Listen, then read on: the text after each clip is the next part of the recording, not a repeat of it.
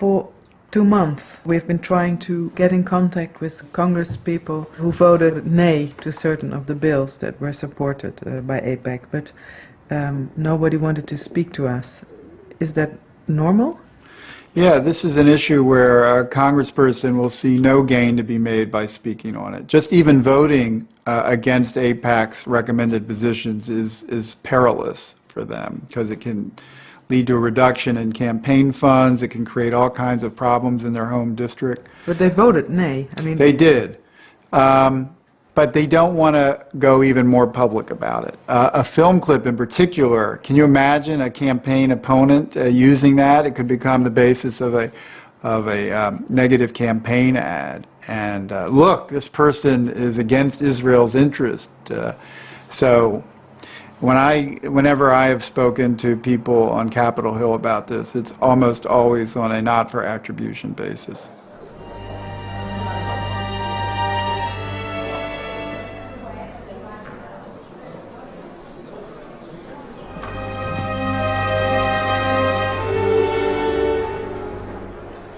I was told off the record once by a very prominent Democratic senator.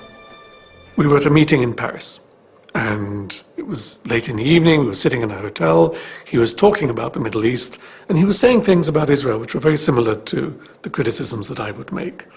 And so I said to him, "But you never say these things in the Senate. Why not?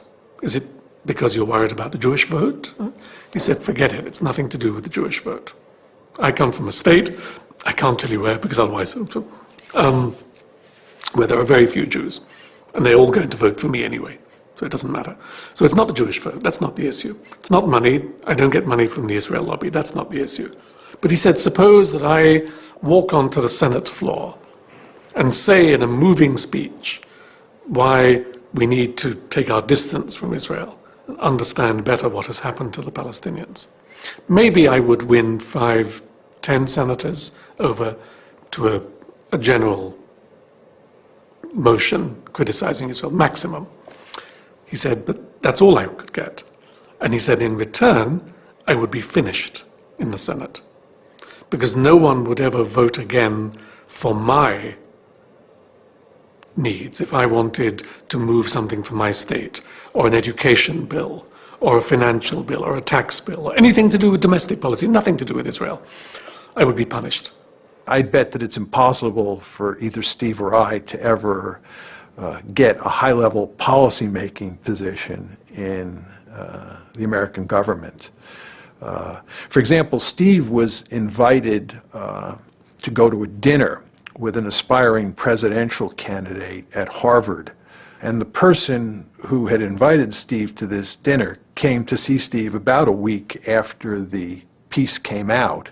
And she said that she had to disinvite him from the dinner because the presidential candidate's staff had called and said that it would not be acceptable for the presidential candidate to be at a dinner with him. America and Israel have a special friendship. You have devoted yourselves to strengthening the bonds between the United States and Israel. The United States will stand with Israel now and forever. If a politician would rise with this point of view, that the United States should stop supporting Israel, what would be the effect, do you think?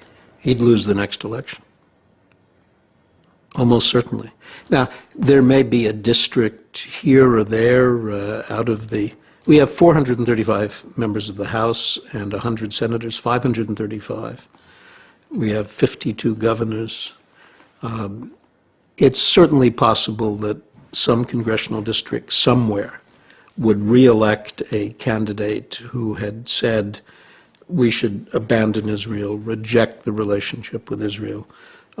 But it's pretty unlikely, and I would be surprised if there are more than 2 or 3 or 4 congressional districts in which it's even conceivable.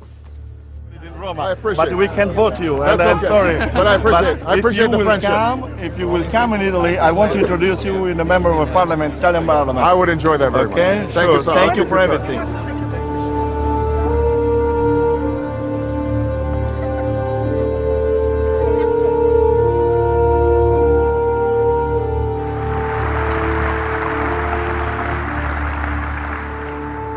Friends owe it to friends to be as candid as possible. So let me say that a precipitous American withdrawal from Iraq would be a disaster for the United States and the entire Middle East. A sudden withdrawal of our coalition would dissipate much of the effort that's gone into fighting the global war on terror and result in chaos and mounting danger. And for the sake of our own security, we will not stand by and let it happen.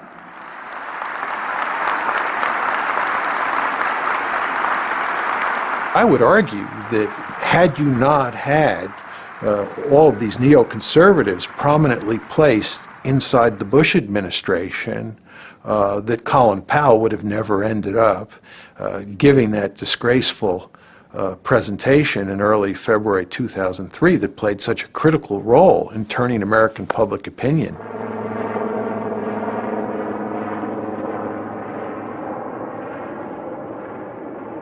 This is an important day for us all as we review the situation with respect to Iraq and its disarmament obligations under UN Security Council Resolution 1441.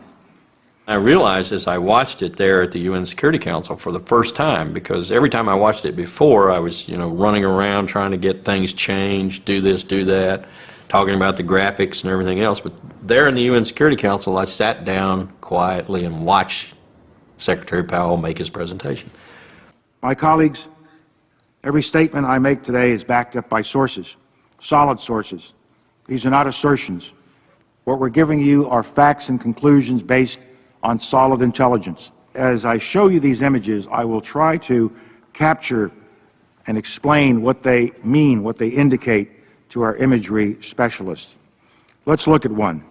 The four that are in red squares represent active chemical munitions bunkers. I wouldn't go to war based on that. That's what I told myself. I would not go to war based on that. Most of it could be interpreted different from the way we were presenting it. As these drawings, based on their descriptions, show, we know what the fermenters look like. We know what the tanks, pumps, compressors, and other parts look like. And we know a great deal about the platforms on which they are mounted. I walked outside the United Nations building on February the 5th after the presentation had been made into the kind of bracing cold New York air, and I thought it was a total failure. I thought I had failed because I was the person who put it together, responsible for putting it together. Then later, a couple of days later, 3 days later or so, when I'd had some sleep and I could think about it, I wondered why the reaction seemed to be fairly positive. I mean, we hadn't persuaded that many people who were adamantly opposed, but we had made some impact, particularly on the American people. And I think we made a little impact on the international community too, probably in the UK in particular. And so I realized the reason for that. And the reason was Colin Powell gave the presentation. Colin Powell, who had poll ratings roughly equivalent with Mother Teresa, had made the presentation, and the American people believed Colin Powell. If Colin Powell said it was so, then it was so. That made me feel even worse. So yes, I have trouble sometimes sleeping at night thinking about my participation in it. 1995, the quantities were vast. Less than a teaspoon of dry anthrax, a little bit about this amount. This is just about the amount of a teaspoon. Less than a teaspoon of dry anthrax. Shut down. So the question you have to ask yourself is, if the evidence was so flimsy, why did Powell get up and make such an unequivocal case that Iraq had WMD and was an imminent threat? And the reason is that there was tremendous pressure inside and outside the administration to make that argument. And the question is, who was creating that pressure? And the answer is, it was the neoconservatives, almost single-handedly.